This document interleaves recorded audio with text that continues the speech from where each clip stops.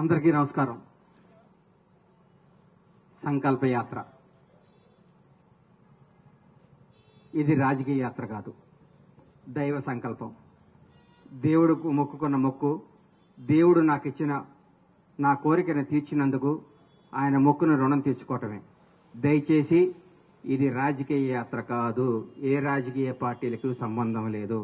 ఇది నేను అభిమానంతో ఎంకన్న కొండకు ఇక్కడి నుంచి నడిచెళ్తున్నా.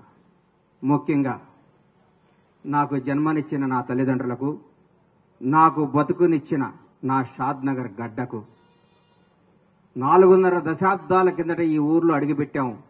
మామూలు కుటుంబంగా అడుగుపెట్టిన మాకు ఈ స్థాయి, ఈ స్టేటస్, ఈ అంతస్తు ఇచ్చిన ఈ షాద్ నగర్ గడ్డ ఈ ప్రపంచంలో నాకు ఎంత ఇష్టమైన గడ్డ.